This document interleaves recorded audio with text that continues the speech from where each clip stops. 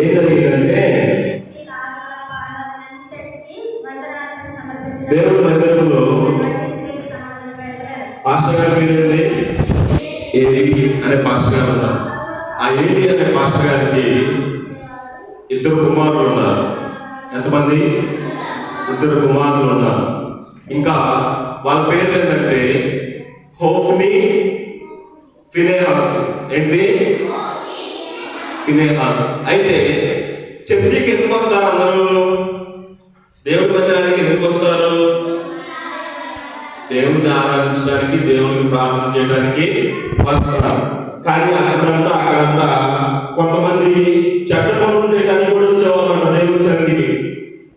ఏంది? చెడ్డ పనులు కూడా చేయడానికి వచ్చేవాళ్ళంట. అయితే ఆ చెడ్డ పనులు చేసే వాళ్ళలో ఈ పాస్టర్ గారి కొడుకులు కూడా ఉన్నారంట. ఈ పాస్టర్ గారి ఏ పేరు? పాస్టర్ గారి కొడుకు పేరు హోఫ్ని, ఫినెహాస్. వీళ్ళు కూడా చెడ్డ పనులు చేస్తున్నారంట చర్చిలో, ఆ దేవుడి మందిరంలో. అయితే ఇది దేవునికి బాగా కోపం వచ్చిందంట. దీన్ని చూసి దేవునికి బాగా కోపము వచ్చింది.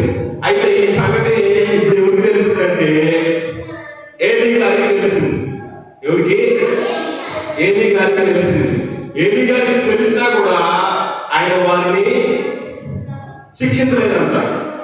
ఎవరిని? వాళ్ళ కొడుకుల్ని.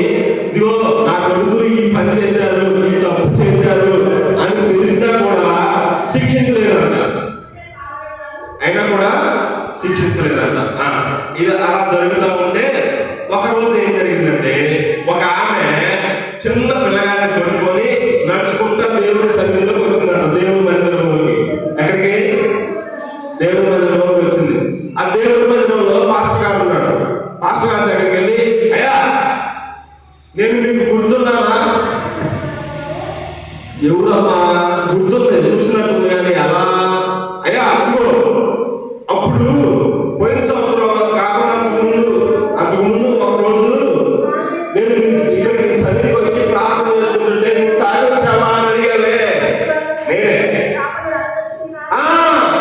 అప్పుడు గుర్తొచ్చింది మాస్టర్ గారికి. గుర్తొచ్చి, అమ్మాయి నువ్వా? చెప్పమ్మా. ఇదిగో ఈ బాబు, అప్పుడు చిన్నపిల్లగాన్ని తీసుకొని వచ్చిందంట. వెంటనే ఈ బాబు ఇక్కడే, బాబు ప్రార్థన చేసినప్పుడు దేవుడు నాకు అనుగ్రహించాడు. ఈ బాబుని ఇక్కడే వదిలిపెడతాను. ఈ బాబుని నేను అక్కడ ముక్కుకొని ప్రార్థన చేస్తున్నా. మీ సన్నిధిలోనే వదిలిపెడతానయ్యా, మీ సన్నిధిలోనే పెంచుతాను, మీ పరిచయం చేస్తాను అని చెప్పేసి నేను అప్పుడు మొక్కుకొని ప్రార్థన చేసుకున్నా. ఇదిగోండి బాబుని తీసుకొని వచ్చాను, ఇక్కడే ఈ సన్నిధిలోనే పెంచండి అని చెప్పేసి అక్కడ వదిలిపెట్టి వెళ్ళిందట. అప్పుడు పాస్టర్ గారి దగ్గరికి రాగానే పిల్లగాడు ఏం చేశాడు తెలుసా? సాష్టాంగ నమస్కారం చేశాడంట. ఏం చేశాడు? సాష్టాంగ నమస్కారం అంటే ఎలా?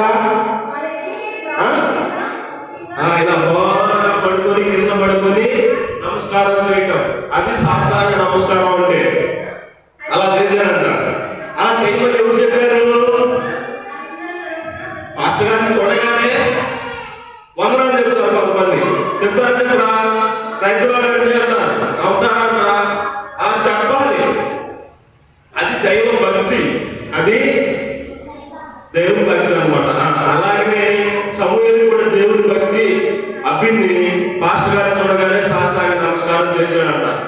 ఇంకో వాళ్ళ అమ్మాయి ఇక్కడ, అరే నువ్వు ఇక్కడే ఉండు అని చెప్పేసి వదిలిపెట్టి ఆమె వెళ్ళిపోయింది. ఆమె వెళ్ళిపోతే ఇంకా పాస్టర్ గారికి, ఈ సమూయేలు పాస్టర్ గారికి పరిచయం చేస్తా ఉన్నాడు. ఇదిగో మంచినీళ్ళు ఇవ్వడం, లేదా అరే అబ్బాయి ఆ పని చేయాలి, ఆ పని చేయడం, ఇదిగో అక్కడికి వెళ్ళాలి, అక్కడికి వెళ్ళి పాస్టర్ గారు ఏ పని చెప్తే ఆ పని చేస్తున్నాడంట. ఎవరు? సమూయేలు. పాస్టర్ గారు ఏ పని చెప్తే ఆ పని చేస్తాడంట సమూయేలు. అలా చేస్తూ ఉంటే ఒకరోజు ఏం జరిగిందంటే సమూయేలు పడుకున్నాడు. ఏలీ పాస్టర్ గారు కూడా పడుకున్నాడు. పడుకుంటే సమూయేలుకి సమూయేలు అని పిలిచారంట. పిలిస్తే ఈ సమూయేలు లేచి పాస్టర్ గారి దగ్గరికి వెళ్ళాడు. పాస్టర్ గారు ఏమైనా నన్ను పిలిచారు అంటే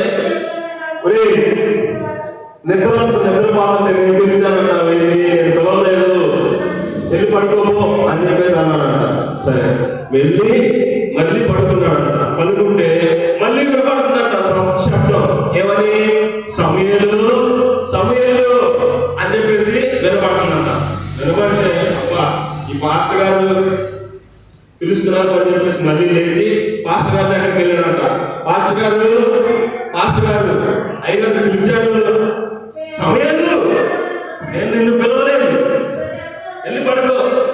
నేను నిన్ను పిలవలేదు సమూయేలు, వెళ్ళి పడుకో అంటే మళ్ళీ వచ్చి సమూయేలు పడుకున్నాడు. పడుకుంటే మళ్ళీ నిద్రపోతా ఉంటే మళ్ళీ వినపడుతున్నాడు. ఏమని? సమూయేలు సమూయేలు అని చెప్పేసి మళ్ళీ వినపడుతుందంట. అప్పుడు మళ్ళీ లేచి మళ్ళీ ఏది పాస్టర్ గారి దగ్గరకు వచ్చాడు.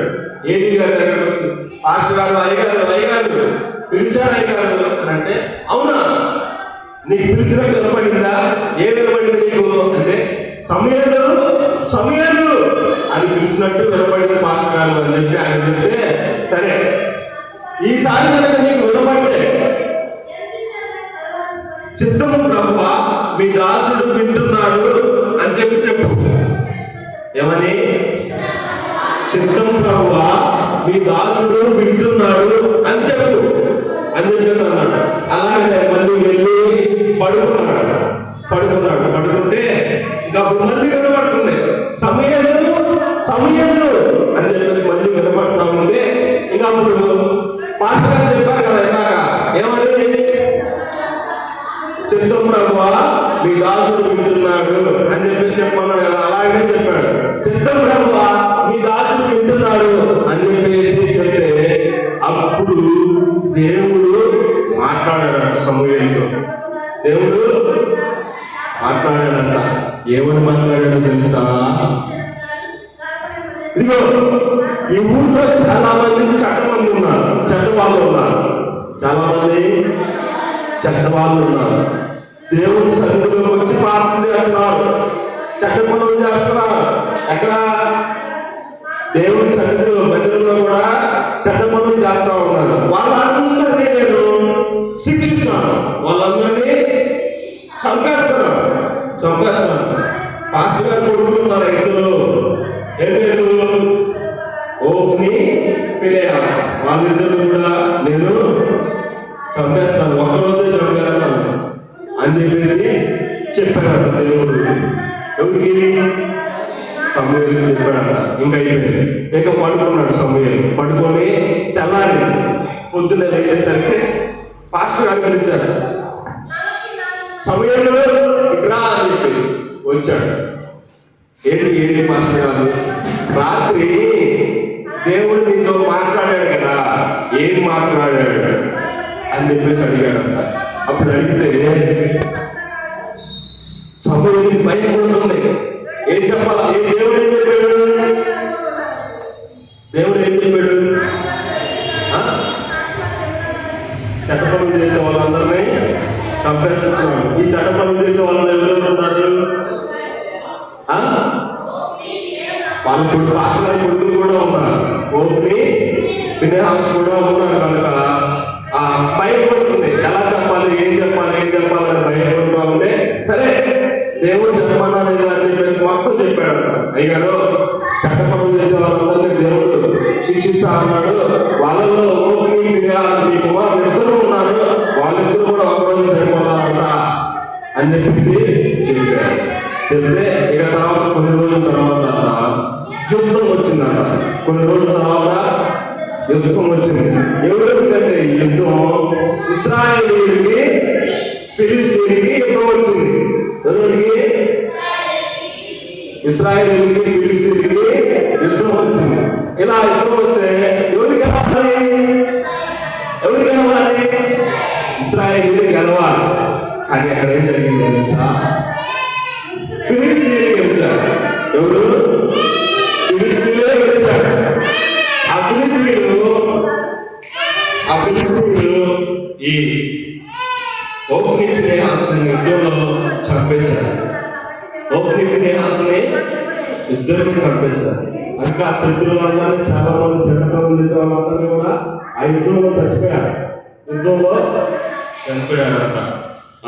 ఇంకా అప్పుడు ఆ వార్తను తీసుకొని వచ్చి పాస్టర్ గారికి చెప్తారు. ఒకడు వచ్చి పాస్టర్ గారికి చెప్తాడంట, పాస్టర్ గారు అయ్యారు, మీ ఇద్దరు కుమారుడు కూడా యుద్ధంలో చనిపోయారండి అని చెప్పారు. చెప్తే ఇక పాస్టర్ గారు అక్కడ హార్ట్ అటాక్ వచ్చి అక్కడే చనిపోయాడంట, అక్కడే చనిపోయాడంట. అయితే దేవుడు చదివిస్తున్న మాట ఏంటంటే, దేవుని సన్నిధిలో మనం జాగ్రత్తగా నడుచుకోవాలి. ఎక్కడ దేవుని సన్నిధిలో మనం జాగ్రత్తగా నడుచుకోవాలి, మంచి హృదయం కలిగి జీవించాలి. అప్పుడు దేవుడు మనకు తోడుగా ఉండి ప్రతి పనిలోనూ ప్రతి ప్రయాణంలోనూ చేయమని గ్రహిస్తాడు. ఏమిస్తాడు? దేవుడు గ్రహిస్తాడు. అలా కాకుండా మనం చెడ్డ పనులు చేసామనుకోండి, దేవుడే మనం శిక్షిస్తాడు. ఒకవేళ మనం ఏదైనా తప్పు కానీ పాపం కానీ చేసుకుంటే, దేవాలయంలో మమ్మల్ని క్షమించు, మా పాపాలను క్షమించు అని చెప్పి దేవుడికి మనం ప్రార్థన చేస్తే, దేవుడే మనల్ని క్షమించి సమూయేలుకి ఇచ్చినటువంటి జ్ఞానం, సమూయేలుకి ఇచ్చినటువంటి దైవభక్తి మనకు కూడా ఇస్తాడు. దేవుడు సమూయేలుని ఏమైనా చేశాడా? సమూయేలుని ఏమైనా చేశాడా? ఎందుకని సమూయేలు ఏ చెడ్డ పని చేయలేదు. సమూయేలు ఏ చెడ్డ పని కూడా చేయలేదు. కాబట్టి మనం కూడా ఎటువంటి చెడ్డ పని చేయకుండా ఉంటే దేవుడు మనల్ని కూడా ఆశీర్వదిస్తాడు సమూయేలు లాగానే. అర్థమైందా? సరే, మంచిది. బుక్స్ చేయండి ఇంకా.